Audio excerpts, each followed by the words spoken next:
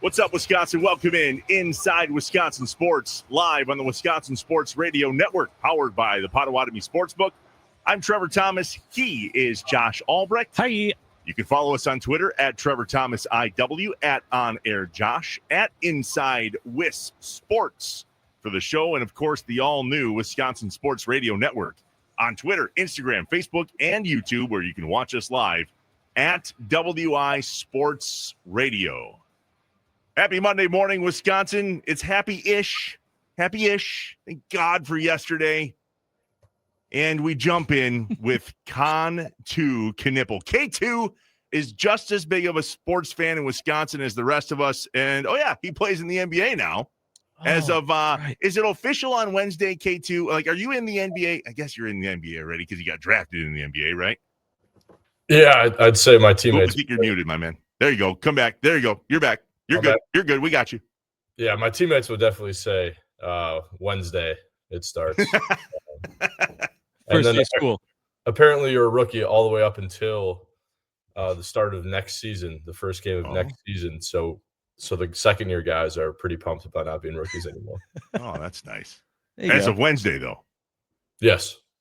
So you're not a rookie yet, and they're still rookies. Does that mean they get you coffee? Ooh. No, that's that's definitely not how it goes. He just doesn't even get coffee. Even if he goes and gets it himself, just no coffee yet. Yeah. Wisconsin Lutheran High School grad, Duke, and of course now the Charlotte Hornets. Kon Knueppel joins us on Inside Wisconsin Sports with Trevor and Josh. K2, you and I were texting yesterday. First off, how are you after the Packers victory? Because I know that you're one of us, man. Like, it was in the first half. Well said. Yeah, I mean, winning's better than losing. So I'm glad to, snatch a win there. But I still don't get the 4th and 2 decision at the end. Like, ended up liking that we went for it, obviously, because we got it. But it seemed if you're going to go for it, just go for it right away. We come out, we waste the timeout, and then go for it. It just was questionable clock management, because if we don't get it there, I mean, Love makes a great throw to Kraft, but it was just a lot of questionable decisions throughout the game, and they're going to bite us in the butt. Wait, we had questionable clock management on the Green Bay Packers? No, that doesn't sound right. No, first time all season, right? Oh, I was there for that one. Yeah, you were in Dallas. So how did you, obviously Wisconsin sports fan, how did you go into that Packers game, watching that Packers game, after seeing what had just happened with the Brewers? Did that impact you watching the game at all? Were your emotions where a lot of ours were of watching that game was different because of what had happened in a completely different sport? Yeah, for sure. I mean, I think the Brewers, are such a light for us all summer. And they're just a fantastic team to watch, and to see the season end just like totally how the Brewers were not all year. Like, we didn't work pitch counts. We couldn't get on base. So it was just disappointing to see a team that played so well all year just not play like themselves at all in the biggest moment. So it was good to get the Packers back and get a win, especially with the state of the Badger football program in light of that as well. So, we got to have something. Yeah. Well, something happened yesterday. Thank God, because at halftime it was 13-6, and I'm like, please, God, no. I do not want a Monday morning this. Please. K2 joins us, Kon Knueppel, Inside Wisconsin Sports with Trevor and Josh. All right, man. How is the NBA different than the league that you were in before that's called college hoops? Other than the paycheck's a little bit bigger now, which, by the way, congrats. Yeah. Having a great success. Good for you. Yeah, just the pace of the game. Like, there's just so many more possessions in NBA basketball than there's in college, especially with our team. We're trying to play fast. And then just all the athletes are, a little bit quicker, a little bit longer. So you got to be able to make decisions and reads offensively and defensively just a little bit quicker. So that pace is still coming for me. I think that's really the biggest difference. And then obviously, the sheer amount of games and the travel is you still have some semblance of like a weekend in college, and it's in the NBA, it's off day, practice day, game day. Jeez, that's wild. So Yeah. it all starts Wednesday, man. Charlotte Hornets, Brooklyn Nets, there on your home turf, if you will, the Spectrum Center in Charlotte. You're projected to start. Can you just back up a second and whirlwind us? Because at this time 2 years ago, you were walking the halls already, probably getting some breakfast at Wisconsin Lutheran High School. And literally 2 years later, you're about to start your first NBA game on Wednesday. How do you wrap your mind around that? Yeah, it's pretty nuts. It's just a lot of hard work. I mean, I think just doing the right things, just coming in, putting extra time. And it doesn't feel like anything more than that. Like just right now, I'm just trying to keep doing what I've always done. Just keep working on my game, keep learning, keep being a sponge. And obviously that's turned out really well for me. Have you allowed yourself to be starstruck at all? Or is there any of that period just because you made that jump fast, right? From where you were to where you are now. Is there anything inside of you that just you stop yourself, you pinch yourself once in a while and go, man, this is this guy. I'm here, I'm playing with these guys. Or do you not allow yourself to kind of experience that and just try to stay locked in? No, for sure. I definitely experienced it. Like we played OKC at OKC in the preseason. Yeah. And like they just won the finals, and you switch on to Shea, and it's like my head was spinning a little bit. Of course. But I think each game you play, it kind of settles down. So we just played the Knicks at Madison Square Garden and Brunson. And I wasn't as my head wasn't spinning as much in that game as it was in OKC. So you start to get used to it. But I think there also is it's a good thing to have a healthy appreciation that you're doing something pretty cool. Have you been in a practice yet? And MJ walks in.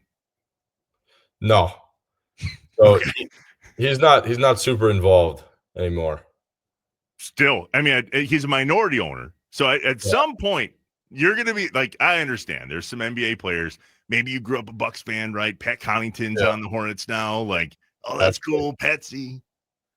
Yeah, Pat's great.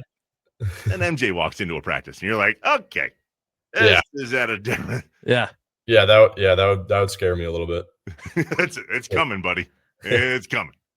It'll be an awesome moment when it does. K2, Kon Knueppel on Inside Wisconsin Sports on the Wisconsin Sports Radio Network. Trevor, Thomas, Josh Albrecht. So K2, I wanted to set some rules with you if I could. Now that you're going to get your NBA careers off to a start, we love you dearly in Wisconsin. You grew up one of us, Wisconsin sports fans. I've got a couple rules. Okay, here's the first one. Rule number 1: don't ever wear a Cubs or Dodgers jersey on your bench. Mm-hmm. Rule number 2: see rule number 1. That's it. I have another one I'd like to add to that. Yeah, go ahead. You're not allowed to have your dad come out and yell at Giannis. Don't do that either. Okay. No, his dad would never. Kon's such a great guy. I'm just saying. That's rule 2. That's it. And you actually got to throw out a first pitch at a Brewers game. So, I mean, I think we've covered all the bases with you, K2. Like, we trust that you're going to wear the cape that is Wisconsin pride well. You have already, and you always will. When you're in the league now, though, now you're one of the people that Wisconsin sports fans are fans of, right? You're one of us. Sure, you're with Charlotte, but you grew up here. You get us. You were a Brewers fan and a Bucks fan and a Badgers fan and a Packers fan. You still are. And now those fans are fans of you in the professional league. Have you noticed that you have to balance your fandom with the sport that you now play? And I mean that, right? Because 2 years ago, dude, you were just as much of a fan as we were. And then you went on to do what you did at Duke, and now you're in the league. Like, bang, bang, bang. And yet yesterday, you're texting with me going, what was that third down call? Yeah, I mean, I just don't like the reverse handoff to Manuel Wilson there on 3rd and 4. But, no, there's definitely a balance. Like, obviously, not a Bucks fan anymore. Like that's different. But yeah, like we have so many games, so we're playing on Sundays, and I'm not used to that, and so you're gonna miss some Packer games. I missed Brewers game 5.